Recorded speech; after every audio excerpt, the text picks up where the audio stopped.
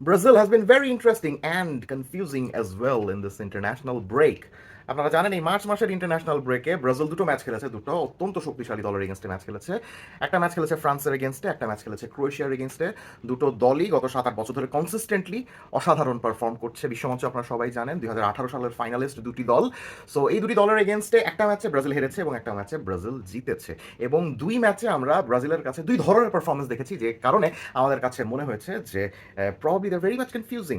And এই কনফিউশনটা আমাদেরকে এখনো নিশ্চিতভাবে বলতে দিচ্ছে না যে ব্রাজিল কি আদৌ বিশ্বকাপ জেতার সামর্থ্য রাখে কিনা। তো যাই হোক না কেন, এই ইন্টারন্যাশনাল ব্রেকে কোচ কার্লো অ্যানচেলোত্তি খুবই ইন্টারেস্টিং একটা জিনিস আমাদেরকে করে দেখিয়েছেন, এবং সেই ইন্টারেস্টিং জিনিসটা আপনাদের সাথে আলোচনা করার জন্যই আজকের এই ভিডিওর আয়োজন। সেই ইন্টারেস্টিং জিনিসটা ম্যাথিউস কুনিয়াকে নিয়ে। তিনি কেমন খেলেছেন সেই জিনিসটা নিয়ে আজকে ডিসকাস করবো, এবং তিনি ঠিক কোন ভূমিকাতে খেলেছেন এবং সেই ভূমিকাটা আমার কাছে কেন ইন্টারেস্টিং লাগছে সেটা নিয়ে আজকে ডিসকাস করবো। ফ্রান্সের হয়ে ফার্স্ট ম্যাচের দিকেই তাকানো যাক। এই ম্যাচে আমরা যদি ব্রাজিলের ফরওয়ার্ড লাইন দেখি তাহলে আমরা দেখব যে 4-2-3-1 ফরমেশনে 4টা ফরওয়ার্ড নিয়ে ব্রাজিল নেমেছিল। লেফট ফিঙ্গার হলেও এই ম্যাচে ভিনিসিয়াসকে দেওয়া হয়েছিল নাম্বার 9-এর রোল, এবং তার পেছনে নাম্বার 10-এর ভূমিকা খেলেছিলেন Matheus Cunha, almost as a second striker. Technically ফরমেশনটা অনেক সময় এরকম 4-2-4 হয়ে যাচ্ছিল রাদার দ্যান স্টেইং ইন 4-2-3-1, অনেকটা গত বিশ্বকাপের মতো। আপনাদের নিশ্চয়ই খেয়াল আছে গত বিশ্বকাপে যখন নেইমার খেলতেন ব্রাজিলের হয়ে, তখন লেফট থেকে ভিনিসিয়াস খেলতেন, ডান দিকে রদ্রিগো খেলতেন এবং সামনে রিশার্লিসন খেলতেন। তখন অনেকটা ব্রাজিলের ফরমেশনটা হতো 4-2-4 এর মতো, উইচ মিনস ব্রাজিলের সেন্ট্রাল মিডফিল্ডে থাকতেন মাত্র দুইজন। সো ফ্রান্সের এগেনস্টে আমরা ওরকমই দেখলাম যে সেন্ট্রাল মিডফিল্ডে ছিলেন শুধুই কাসেমিরো এবং আন্দ্রে সান্টোস, এবং উপরে 4টা ফরওয়ার্ডকে নিয়ে ব্রাজিল খেলছিল। পরের ম্যাচটার দিকে আমরা তাকাই। ক্রোয়েশিয়ার এগেনস্টে ম্যাচে ভিনিসিয়াস আর নাম্বার 9-এর ভূমিকাতে ছিলেন না, তিনি যথারীতি লেফট উইঙ্গারের ভূমিকাতে ছিলেন। মেইন স্ট্রাইকারের ভূমিকাতে ছিলেন জাও পেদ্রো, চেলসি স্ট্রাইকার, এবং রাইট উইং থেকে খেলছিলেন লুইস হেনরিকে। ম্যাথিউস কুনিয়া এই ম্যাচেও নাম্বার 10-এর ভূমিকায় বা অন্তত নাম্বার 10-এর জায়গাটাতে দেখা যাচ্ছিল তাকে, এবং পেছনে ছিলেন দুজন মিডফিল্ডার কাসেমিরো এবং তার সঙ্গী ছিলেন বোটাফোগোর নতুন মিডফিল্ডার দানিলো। আর মজার ব্যাপার যেটা হলো, এই দুটো ম্যাচে Matheus Cunha kind of played like a midfielder. তাকে যে অ্যাটাকারের ভূমিকায় আমরা সবসময় দেখেছি এই দুই ম্যাচে ব্যাপারটা সেরকম নয়। স্পেশালি দুটো ম্যাচে তার অফ দ্য বল মুভমেন্ট এতটাই দুর্দান্ত ছিল যে তার অবস্থান দেখে আমাদের মনে হচ্ছিল যে he is not forward, he is a midfielder.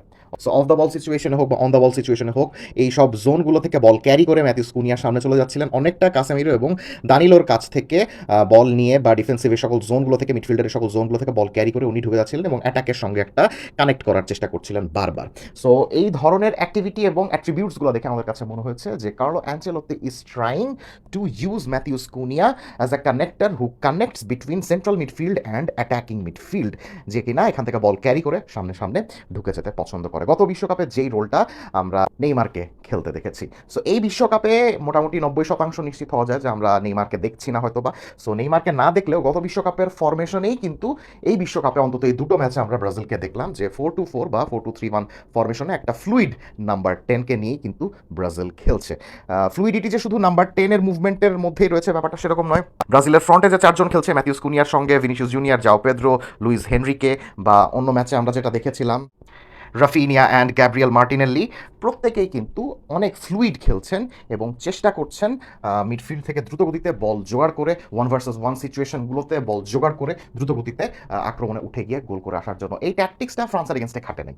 ফ্রান্সের এগেনস্টে খাটে নাই দেখে ব্রাজিল হেরেছে, কিন্তু ক্রোয়েশিয়ার এগেনস্টে দে ওয়ার ভেরি সাকসেসফুল, এবং তারা ক্রোয়েশিয়ার এগেনস্টে একটা ডমিনেন্ট ভিক্টরি অর্জন করেছে, এবং সেই ম্যাচেও ম্যাথিউস কুনিয়া অসাধারণ খেলেছেন both on the ball and of the ball.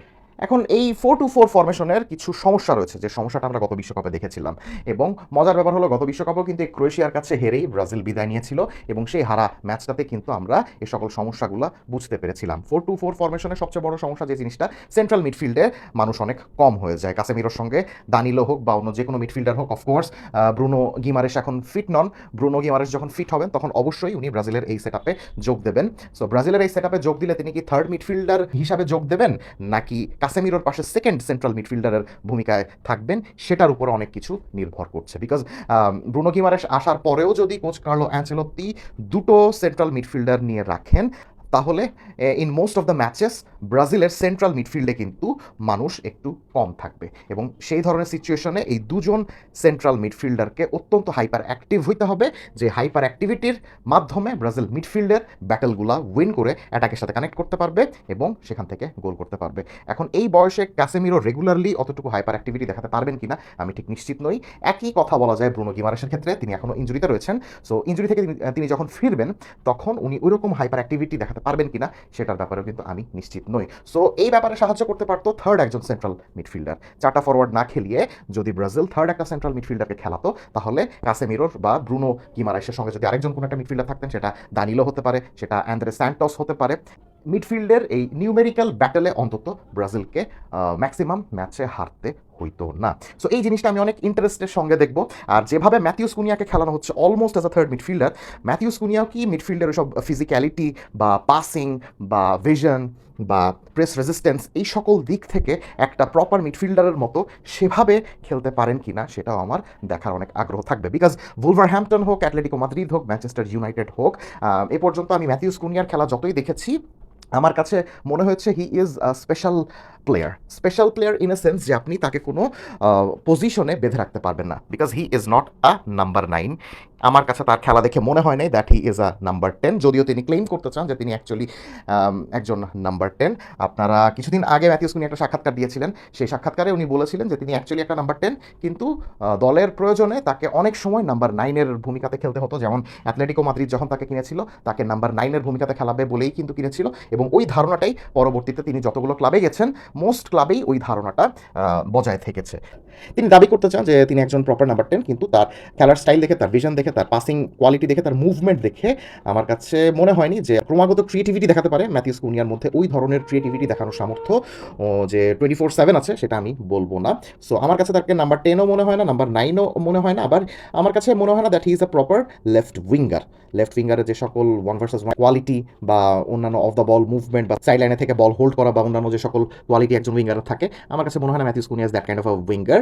He is somebody who can be very well utilised in these Jones.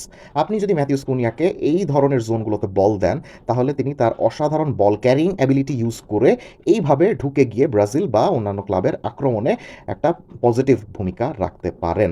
এখন তার বডি ফিটনেস বেশ ভালো, তিনি ড্রিবলিং করতে পারেন দুর্দান্ত, তার স্পিড আছে অনেক ভালো, এবং তার মোটামুটি সতীর্থদের সঙ্গে এই সকল জোনে 1-to-1 কম্বিনেশন করে খেলার ক্ষমতা অনেক ভালো। সো এই সকল কম্বিনেশনগুলো এবং এই সকল গুণগুলো যদি উনি কাজে লাগান, তাহলে তিনি দুর্দান্ত হবে, এই সকল জোনে খুব ভালো মতো খেলতে পারেন এবং সেকেন্ড স্ট্রাইকার হিসাবে বেশ ভালো খেলতে পারেন। এবং একটা জিনিস আমার কাছে যেটা সবসময় মনে হয়েছে, যে টিমে যদি একটা প্রপার নাম্বার 9 থাকে, তাহলে তার একটু পেছনে এই সকল জোনে Matheus Cunha can be fantastic. যেমনটা ম্যানচেস্টার ইউনাইটেডে এখন বেঞ্জামিন শেশকোর সঙ্গে তার একটা কম্বিনেশন কিন্তু দুর্দান্ত হচ্ছে। বাসে ধরেন ভিক্টর ওজেমেন, এই ধরনের কোনো একটা স্ট্রাইকারের সঙ্গে যদি ম্যাথিউস কুনিয়াকে রেগুলারলি খেলানো হতো, তাহলে হি কুড ফ্লারিশ। এখন সমস্যা হলো গিয়ে ব্রাজিলের নাম্বার 9-এর ভূমিকাতে মোস্ট প্রবাবলি জাও পেদ্রো খেলছেন। জাও পেদ্রো কিন্তু টেকনিক্যালি ইজ এ নাম্বার 10, অর্থাৎ যিনি কিনা বক্স ডমিনেন্স মোটামুটি থাকলেও বক্সে অত বেশি থাকতে চান না, এই সকল জোনগুলোতে থাকতে চান। এখন দেখেন ভিনিসিউস, ম্যাথিউস কুনিয়া, জাও পেদ্রো, ডান দিকে যদি লুইস হেনরিকে থাকেন বা রাফিনা থাকেন, যেই থাকুক না কেন, তিনিও যদি এভাবে ডান দিকের সকল জোনগুলোতে চলে আসেন, তাহলে বক্সে রেগুলারলি থাকার মতো কিন্তু কেউ নাই, প্রপার নাম্বার 9 কিন্তু কেউ নাই। এখন প্রপার নাম্বার 9 না থাকলে যে সমস্যাটা হবে, দেখা যাবে যে অনেক সিচুয়েশনে ম্যাথিউস কুনিয়া যে সকল জোনগুলো অকুপাই করছেন, জাও পেদ্রো পিছনে নেমে এসে ওই সকল জোনগুলো অকুপাই করার চেষ্টা করছেন, ফলে দেখা যাবে যে দুজনের খেলা নষ্ট করছেন। এবং সামনে যেহেতু একটা বক্স প্রেজেন্স সেরকম থাকবে না, বক্স ডমিনেটর নাম্বার 9 যেহেতু থাকবে না, সেহেতু জোয়াও পেদ্রো নিচে নেমে আসলে ম্যাথিউস কুনিয়ার খেলাতেও কিন্তু ইম্প্যাক্ট পড়বে তখন। আবার কার্লো অ্যানচেলত্তি যে তাকে অনেকটা থার্ড মিডফিল্ডারের ভূমিকাতে খেলাচ্ছেন, এই সকল মিডফিল্ডের এই সকল জায়গাতে তার পাসিং বা ভিশনও কিন্তু সেরকম নাই, যে কারণে তাকে আমরা থার্ড মিডফিল্ডার বলতে পারি। সো এটা খুবই ইন্টারেস্টিং একটা সিচুয়েশন ব্রাজিল আমাদেরকে এই ইন্টারন্যাশনাল ব্রেকে দেখিয়েছে। ম্যাথিউস কুনিয়া অবশ্যই বিশ্বকাপে যাচ্ছেন, এটা নিয়ে কোনো সন্দেহ নেই, এবং খুব সম্ভবত ব্রাজিলের মেইন একাদশেই থাকবেন।